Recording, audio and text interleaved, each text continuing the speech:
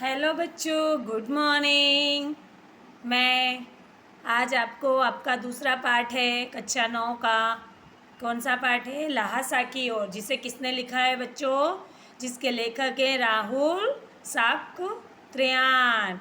ये जो राहुल सांकृत्यान थे ना, हमको थोड़ा लेखक के बारे में तो देखना पड़ेगा ना, क्योंकि हमको पता होना चाहिए उनका जन्म कहाँ हुआ, किस गांव में हुआ, उन्होंने क्या किया, वो कैसे लेखक थे, उसकी जानकारी भी हमें थोड़ी सी तो लेनी चाहिए। तो हम लेंगे। ओके बच्चों। तो राहुल सांकृत्यान का जन्म 1893 में उनके ननिहाल गांव 15 जिला आजमगढ़ उत्तर प्रदेश में हुआ था। उनके गांव का जो पैतृक पैतृक गांव था वो कौन सा था? कनेला। और इनका मूल नाम था बच्चों, ये मूल नाम जो और जन्म और ये सब रहते हैं, ये आपको याद रखने के अच्छे से। देखो मैंने यहाँ अंडरलाइन की हुई है पेंसिल से। केदार पांडे। राहुल सांकृत्यान बौद्ध धर्म को इन्होंने ग्रहण कर लिया था। ये हिंदू धर्म यानी दूसरे धर्म के थे, जैसे सिख ईसाई, इस तरह से अलग अलग धर्म होते हैं ना, तो इस तरह से इन्होंने क्या किया था? बौद्ध धर्म को अपना लिया था। उसके बाद इनका 1963 में देहांत हुआ। कब हुआ इनका देहांत? 1963 में। इन्होंने उपन्यास लिखा, कहानी लिखा, आत्मकथा लिखी, यात्रा वृत्त लिखी, जीवनी, आलोचना, शोध, ऐसी अनेक विधाओं के साहित्य का इन्होंने सर्जन किया, मतलब आविष्कार किया। और आप इसमें देखेंगे मेरे जीवन की यात्रा, दर्शन दीर्घदर्शन, 22वीं सदी, वोल्गा से गंगा, भागो नहीं दुनिया से बदलो, ऐसे अनेक प्रकार की इन्होंने कहानियाँ भी लिखी। और इन्होंने जो इनका ये जो ल्हासा की ओर जो पढ़ने वाले हैं ना, वो क्या है? यात्रा वृत्तांत है। मतलब ये यात्रा करने गए थे और उस यात्रा के दौरान वहाँ उस देश का, उस जगह का वातावरण कैसा था, वहाँ पे इन्होंने क्या क्या इन्हें कठिनाइयों का सामना करना पड़ा, वो सब हम कहाँ देखेंगे? ल्हासा की ओर में। वह नेपाल से तिब्बत जाने का मुख्य रास्ता है। कौन सा नेपाल से तिब्बत जाने का मुख्य रास्ता था?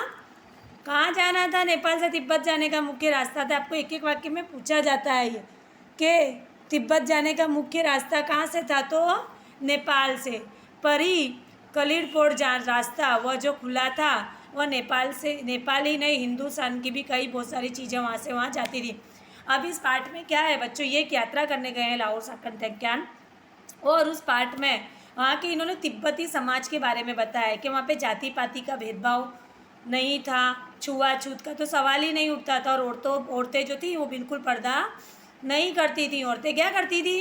एकदम खुले विचार की थी। अगर चोरी के डर की वजह से कोई भीतर नहीं आने देता था, लेकिन अगर किसी को जैसे चाय बना के पीनी है तो घर की बहू अपनी खुद सास को अपनी झोली में से चाय दे सकते थे। मतलब अगर जैसे तुमको अपने हिसाब से चाय बना के पीनी है तो आप उनके रसोड़े में जाकर, यहाँ लिखा हुआ है देखिए, आप खुद जाकर चोड़ी में चाय मत कर ला सकते थे।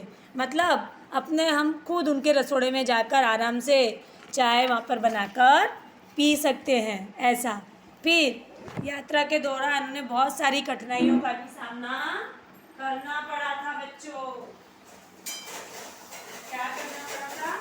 बहुत सारी कठिनाइयों का सामना करना पड़ा था। किसको?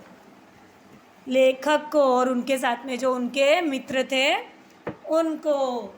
ठीक है, देखिए, त्याग दिया परिपक्व चीनी किले जो हमसे, जब हम चलने लगे तो एक आदमी राहदारी मांगने आया। हमने दोनों चिट्टे उसे दे दी। चिट्टे मतलब पर्ची। जैसे हम अहमदाबाद से बड़ौदा जाते हैं, यहाँ समझो हम कहीं भी जाते हैं, हम अपने गुजरात से यूपी जा रहे हैं, राजस्थान जा रहे हैं, तो हम टोल टैक्स भरते हैं ना, उसकी चिट किसको दी? चीनी किले के परिपेक्ष पे जो वहाँ पर एक राहदारी था वो मांग रहा था, उसको दे दी। फिर थोड़ला से ये आगे बढ़ते हैं, यहाँ पर वहाँ पर ये भिखमंगों का भेष बना लेते हैं। क्यों? क्योंकि वहाँ पे बहुत सारी लूटें होती हैं। फिर यहाँ देखिए डांडा। डांडा मतलब क्या होता है बच्चों? ऊंची जमीन।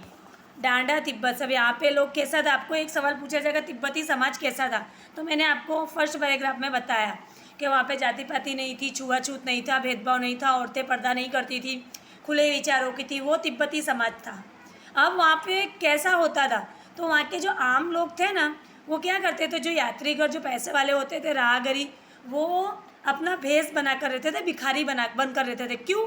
क्योंकि वहाँ पर डाकू आते थे। देखिए यहाँ पे लिखा हुआ है, डकैत पहले आदमी को मार डालते थे और पुलिस भी उनका कुछ नहीं बिगाड़ पाती थी। क्यों नहीं बिगाड़ पाती थी? क्योंकि डाकू लोग क्या करते थे, वहाँ पर पूछते बाद में थे, देखते बाद में थे कि तुम्हारे पास कितना पैसा है क्या नहीं है। वह पहले आदमी को मार देते थे और उसके बाद में तपास करते थे। इसीलिए वहाँ के जो आदमी थे वो भी अपने पास में हथियार रखते थे। वहाँ पर हथियार रखना आम बात थी, कोई गुनाह नहीं था। आई बात समझ में? अब फिर इसके बाद में क्या किया लेखक ने, उसके आगे बढ़े सुमति के साथ में, और दूसरे दिन घुड़ पर, देखिए अब यहाँ पर दूसरे दिन हम घोड़ों पर सवार होकर ऊपर की ओर चलने लगे। डांडे से पहले एक जगह इन्होंने चाय पी। दोपहर के वक्त डांडे के ऊपर जा पहुँचे, जिसकी ऊंचाई कितनी थी बच्चों, ध्यान से सुनना, 17 से 1000 फीट ऊंची थी। समुद्र तल से 17 से 1000 फीट ऊंचा था। और वह कैसा विस्तार था, चारों तरफ बर्फ की चोटियाँ थी, और वहाँ पे कोई भी अगर होता ना तो दिखाई नहीं देता था। कौन दिखाई नहीं देता था? जैसे उस गांव में उस जगह पर कोई भी है तो आपको दिखाई वो देता ही नहीं था। क्यों? क्योंकि चारों बाजू से वह पहाड़ियों से घिरा हुआ था। अगर वहाँ पे बच्चों कोई मर भी जाता ना तो उसकी लाश भी नहीं मिलती थी। क्यों? क्योंकि वो दिखता ही नहीं था। और इसी बीच में क्या हुआ, सुमति का जो था वो क्या हुआ, घोड़ा, उसने दो रास्ते, सुमति से ये लोग लेखक बिछड़ गए। कैसे बिछड़ गए? एक जगह पे दो रास्ते आए। ये देखिए यहाँ पे लिखा है, मैंने दो टोकरी के कंडे फोड़े, घुड़सवार आगे देखिए रहे, दोनों वक्तियों मतलब दो रास्ते। तो वो क्या था, घोड़ा आगे अपने आप चला गया, दो रास्ते फूट रहे थे। सुमति अलग चला गया। आगे एक घर में पहुंचने पर पता चला कि लड़कोड़ का रास्ता तो दाहिने वाला था। फिर लौटकर उसी को पकड़ा और 4-5 बजे करीब गांव के मील भर के बाहर पहुंचा। सुमति इंतजार करते मिले। मंगोलों का मुंह वैसे ही लाल होता है, और अब वो और गुस्से में थे। क्यों गुस्से में थे बच्चों? क्योंकि क्या हुआ, जो लेखक थे वो थोड़ा सा दूर पहुँची ले, उनका घोड़ा, आपको एक एक वाक्य में पूछा भी जाएगा, एक वाक्य में नहीं, सॉरी बच्चों, 3 मार्क्स के क्वेश्चन में, कि लेखक लड़कों के मार्ग से अपने साथियों से किस कारण पिछड़ गया था। तो दो रास्ते आ रहे थे लड़कों जाने की तरफ, तो घोड़ा ने दूसरी ओर का रास्ता ले लिया था। और घोड़ा वो कैसा था, सुस्त था, धीमा धीमा चल रहा था, इसके लिए। अब यहाँ पे सुमति एक काम और करते थे, पता है सुमति क्या करते थे? यहाँ से गंडे का मतलब हम कपड़ों में ताबीज जैसा बना के बांधते हैं, तो सुमति वो चीज़ करते थे। सुमति के पास अगर ख़त्म भी हो जाती थी ना तो सुमति क्या करते थे, पुराने कपड़ों से बनाकर गंडे और बेच देते थे लोगों को। यानी यहाँ पे अंधविश्वास के बारे में भी बताया। देखिए लिखा है, कहाँ गया हीरा, तिरड़ी के विशाल मैदान है, पहाड़ों के विशाल से टापू मालूम होता है, पहाड़ी के भीतर दिखाई जाना पड़ता है। पहाड़ी का नाम था तिरड़ी समाधि गिरी। आसपास के गांव भी सुमति में कितने यजमान थे, यानी आसपास के गांव में क्या था, सुमति के बहुत सारे यजमान थे। यजमान मतलब बच्चों उनके पास आने वाले, वो गंडे लेने के लिए उनके पास व्यक्ति आते थे। जैसे पंडित होता है, और हम लोग जो पंडित के क्या होते हैं, यजमान होते हैं। पंडित हमारे पास में, हम पंडितों के पास जाते हैं, दक्षिणा देते हैं, उनको दक्षिणा उनसे लेते हैं, उनको दक्षिणा देते हैं, सॉरी लेते नहीं हैं, हम पंडितों को देते हैं।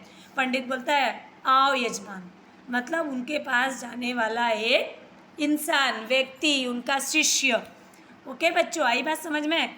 फिर हम तो सुमति ने एक अंधविश्वास फैलाया हुआ था, और बोध गया से लाए कपड़े तो खत्म हो जाने पर भी किसी भी कपड़े को बोध गया का गंडा बना देता था। वो क्या करता था, सबको बोलता था बोध गया से जो गंडे लेके आता था कपड़ा, वो ख़त्म हो जाता था ना, तो खुद से फटे पुराने कपड़े बनाकर और बच्चों को, अरे बच्चों को नहीं, जो यजमान आते थे उन्हें देता था। क्या बोलता था, ये मैं बोध गया से लाया हूँ। फिर देखिए, लेकिन अब 10 से 11 बजे तेज़ धूप में चलना था, धूप की गर्मी ख़त्म हो रही थी। आप 2 बजे सूरज की ओर मुंह करके चला, ललाट धूप थी, यानी धूप सीधी तेज़ थी, कंधा भी बर्फ़ हो रहा था। और फिर हमने पीठ की और अपनी चीज़ें ला दी, डंडा हाथ में लिया, चल पड़े। यदि सुमति परिचित तिरड़ी में भी थे, सुमति के परिचित तिरड़ी में भी थे, यानी जान पहचान वाले थे, यजमान थे, लेकिन वह एक और यजमान से मिलना चाहता था, इसलिए आदमी मिलने का बहाना कर शेर सकारपा विहार की ओर चलने के लिए कहा। और देखिए बच्चों, ये भी याद रखिए, आपके बुद्ध जिसमें एक लाइब्रेरी थी वहाँ पर, उस लाइब्रेरी में 103 हस्तलिखित मतलब बुद्ध वचन लिखे हुए थे, बुद्ध के वचन का अनुवाद था। 103 पोथियाँ थी बच्चों, यानी 103 किताबें थी, और हर किताब के एक एक किताब के अंदर 15-15 से यानी 15-15 पेज से पन्ने कम नहीं थे। देखिए यहाँ पर आप देख सकते हैं 15-15 से कम नहीं रही होगी। सुमति ने फिर आसपास अपने यजमानों के पास जाने के बारे में पूछा। अब पुस्तकों के भीतर था इसलिए मैंने उन्हें जाने के लिए कह दिया। मैंने समझा 2-3 दिन लगेंगे, लेकिन उसी दिन दोपहर के बाद चले गए। तिरड़ी गांव से वहाँ से बहुत ही दूर था। हमने अपना सामान लिया, बिच्छू नम से विदाई लेकर चल पड़े। बिच्छू इस पाठ में लेखक ने यात्रा के दौरान जो कुछ भी सहा, जो अनुभव किया, वह सब उन्होंने अपनी इस कविता, इस पाठ के अंदर यात्रा वृत्तांत में इन्होंने लिखा है बच्चों। के बच्चों अब आपको चैप्टर नंबर 1 का अभ्यास स्वाध्याय है, मैं उसको आपके उसका चित्र भेजूंगी, फ़ोटो खींचकर व्हाट्सएप पर शेयर करती हूँ। और इसका प्रश्न अभ्यास में देखिए, आप ध्यान से देखिएगा। दूसरा, तीसरा, चौथा और 5वां ये आपको लिखना है और आपको होमवर्क आकर चेक करवाना है स्कूल में। ओके बच्चों, धन्यवाद।